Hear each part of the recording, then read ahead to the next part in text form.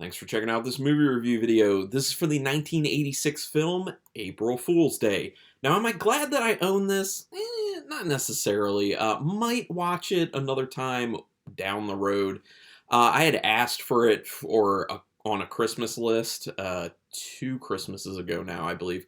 Finally got around to watching it, and I didn't spend my own money on it, so I'm good. And it was entertaining enough. I think that's the only way I was going to see this film is by actually owning it, because I haven't really seen it anywhere else. I think this was through Shout Factory or Scream Factory, the horror version. But yeah, it's a good Blu-ray. It actually looks a lot better than I thought it was going to look. And yeah, so Scream Factory did a nice job with this. Now, I like the film enough, though. It is a decent enough film. I'm not going to rate it on a so bad it's good scale. Some people may say that's the case, but no, I think it was a pretty straightforward kind of trying to be a real good film. They failed in a little bit in a certain respect. I think the pacing is probably the biggest problem with this film. I'm not a big fan of the pacing. It gets pretty boring at large stretches of the time. Anyway, this one's directed by Fred Walton, who also did When a Stranger Calls, When a Stranger Calls Back, and The Rosary Murders, which, by the way, When a Stranger Calls Back was for TV only. Written by Danilo Bach, who also wrote Escape Clause and Beverly Hills Cop, which, believe it or not, I haven't seen any of the Beverly Hills Cop movies. I know. Where have I been living? Under a rock? This film was originally titled Weekend of Terror in France and titled Horror Party in Germany. So yeah. There was a direct-to-video remake that was done in 2008, which I definitely did not know about until I was doing research on this. I don't know if other people know about that too, but makes me wonder how the remake is. Anyone watching this, if you've seen the remake from 2008, go ahead and put it in the comments. Is it decent? Is it terrible? Just let me know. Since the film is light on gore, it actually ended up playing on television a bunch when it came out, so that was good for making money for it, because theatrically, I'm sure a lot of people were pretty let down by the no gore thing, but, as I'll talk about later, there's actually a good reason for the no gore, which I was surprised about, because I too fell in the category of, where's the gore? I need more gore, because as horror fans, we need that kind of satisfying kill scene or multiple kill scenes, and when you just keep cutting away, it is such a tease. Griffin O'Neill's character of Skip was actually who's accused of the prank in this one going wrong, and then the person being disfigured, which we obviously find out much later, at the end, was all just an elaborate, one part of a big elaborate prank. Apparently O'Neill was actually charged but found non-guilty of manslaughter because of a boating accident that happened involving the death of Giancarlo Coppola. And yes, that was Francis Ford Coppola's son. But yeah, I even found an article on it. He was charged but found not guilty, so just know that. But it's kind of crazy that, like, there's a boat-related accident that he's called out for in this film. And then I think it was only like a year later is when this boating accident happened that killed Giancarlo Coppola. Pretty crazy. The cast actually spent time hanging out together well before shooting, just because they wanted to kind of build their relationships together, which I think translates extremely well onto the screen. One of the things I really love about this film is the acting. The acting is really good. I feel like everyone really embraced their roles and they made those roles come to life, and I think the chemistry amongst all the characters is really good. And I think obviously this approach of hanging out together prior to filming had a lot to do with that. So kudos on that. Kudos to them for doing that.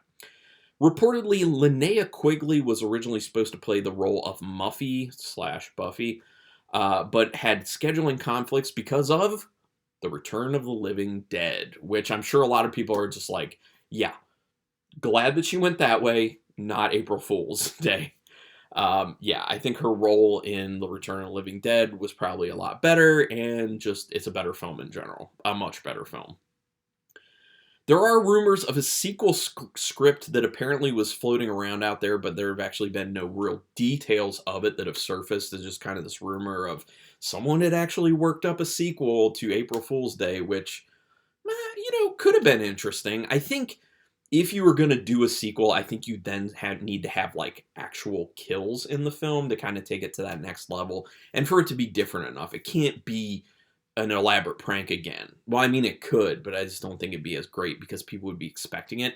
Maybe kind of set it up like you don't know whether it is or is not a prank, and then it starts to lean a little bit more towards being a prank, and then in the end you find out it's not.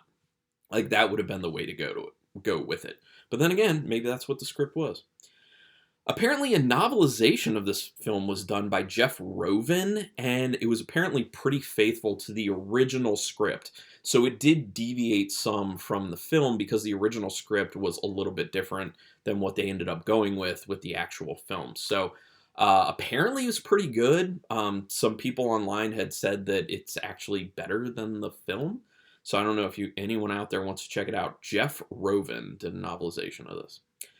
The opening video in the film being taken makes it feel pretty real and establishes the friendships amongst the characters in the film. That's kind of like that handheld, like home video type thing that's going on, and they're kind of interviewing each other. They're joking around, so it shows the comfort level with the characters with each other, and it also just shows kind of a little bit of their relationships in general. The flashback scene, childish music, and Jack in the Box being held by Muffy lets you know that she was potentially somehow traumatized by a prank. And then also notice that there's like a kid's scream that happens towards the end of that scene that can be heard. And I think it's there as a bit of a red herring for the audience because it's supposed to make you think that she's had some sort of traumatic past having to do with pranks. So that, and I fell into this, so that as the film's going on, you start to think, as she's acting differently, that Muffy may very well be off her rocker, especially much later when they end up finding, a piece of paper that says she had escaped from a mental institution. But at that point, it's not really about Muffy. It's about Buffy, who doesn't actually exist. But it all kind of rolls into that. So I thought it was smart to place that in the film.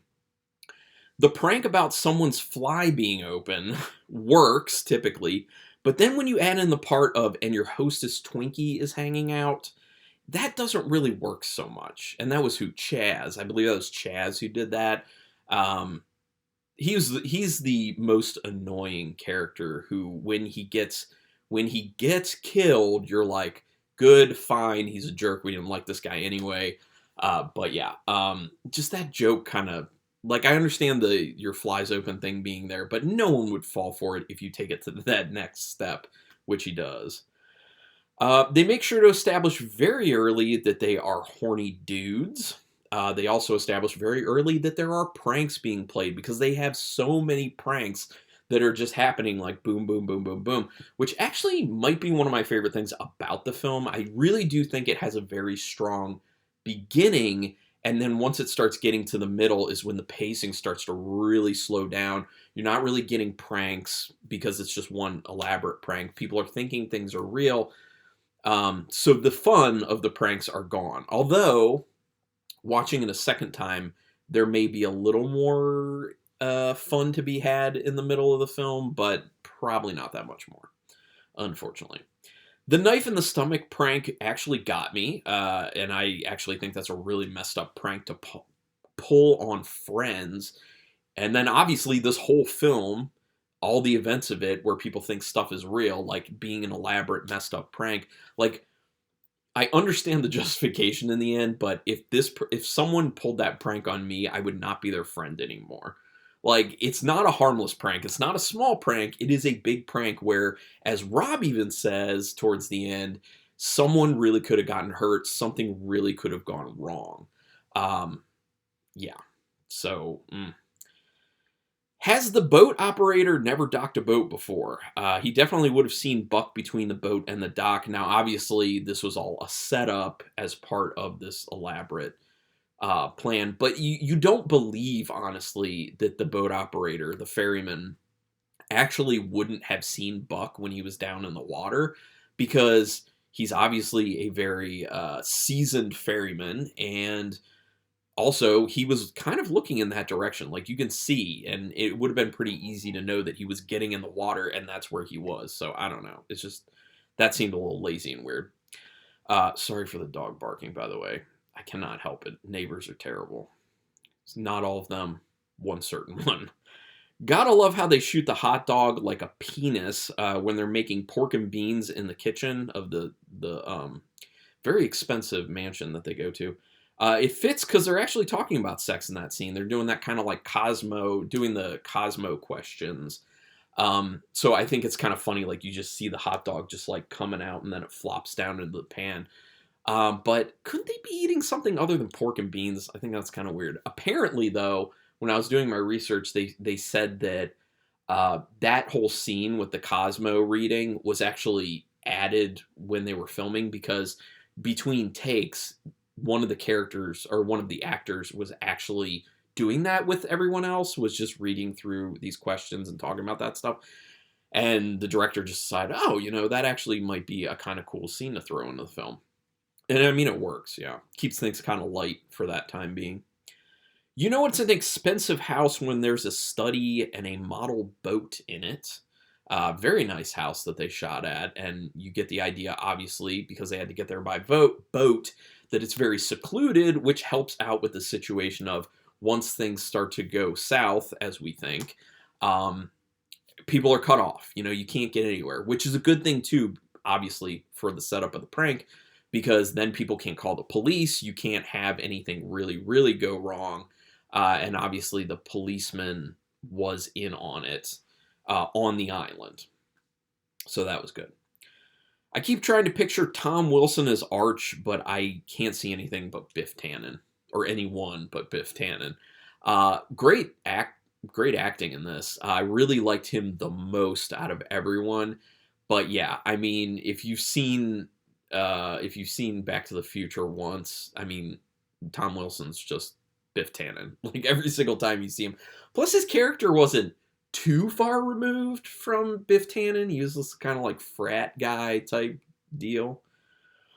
It seems suspicious that Harvey wants to conceal the articles about the deaths that he finds. Yeah, that's kind of weird. Like some of the people finding things like each person goes to their room and they're finding things like someone's finding like S&M gear and someone's finding drugs in the bathroom, and then Harvey's finding these articles about people dying, and then Chaz comes in when he's looking at these and he kind of like covers it up like, oh my gosh, I don't want him to see, which casts suspicion on Harvey. So I think that's kind of a good thing. It kind of played to me initially like these were deaths that he kind of maybe knew about, and he didn't want anyone to know about them because then they might start questioning things. But we ended up not going that direction. So in retrospect, that whole situation and the way he was acting didn't make sense. It's kind of weird. I like the sequence when everyone's going to their room and having pranks played on them. It was pretty fun. Like I was saying in the beginning of this, when all the pranks are going on, it is fun. My favorite of them was the light. I think it was Nan, and who's the other guy? It's hard to keep all their names straight. It was Kit and whoever. No, it was Nan. I'm so confused with who's who, and it doesn't even matter in the end anyway. But anyway, when they were turning the one light off, and then would turn another light on, and they go turn that one off, and then it turns another light on. I love that. That was funny and fun. Rob spends a lot of time flipping out about his future. I expected it to just continue throughout the entirety of the film, but it didn't. It seems kind of to be in there, not really for much of anything. I guess they were trying to flesh out somewhat of a character for him, but I mean, most of them don't really have much of a character unless they had some really strong traits. Like Chaz is obviously the guy who goofs around a lot and is ridiculous, but The shot of Skip's dead body floating under the boathouse through the gaps in the wooden planks, I thought looked quite good. They shot that really well when the couple was in there about to get it on and they're kind of shooting downward, and then you see his body just kind of like float under it. That was cool. That was a good idea. It just seems odd that the next day Muffy's acting so erratic and she looks super disheveled, which in retrospect, knowing the ending of the film, it's because she's trying to appear like she's kind of losing it. And at that point, she's supposed to be embodying the character of Buffy and not Muffy. And then people are supposed to find out later on that it's, oh no, Muffy's not even here anymore. Maybe she's dead. And this is actually Buffy who's shown up and she wants to kill everyone because she wants the property. Yeah. I definitely wasn't expecting Nikki to go into the well, but she gets the prize of finding Skip and Arch's severed heads. She seemed like the type of person who would not go down there, and initially she says no, but I think she did it out of spite for Harvey. There's just like, I'm going to take care of this. So she goes down, and I love how the heads just like float to the top then. And at that point, when I was watching it, I thought, oh, cool, real severed heads. And then at the end, obviously, you find out they are fake. So, man, a lot of money went into this, and certainly Muffy has that money based off of what you see her family's dealing with. So, yeah, very elaborate. Rob has a gun. This means it should end up being used. But wait, it isn't. It is not used. They buck the stereotype of the Chekhov's gun, where if you see a gun in a film, it will be used later. In this instance, it's not actually used. Now, I think it was mainly there, though, to be a threat, to kind of drive things home more to the audience that even though things didn't go badly with this big elaborate prank, they could have, because Rob had a gun.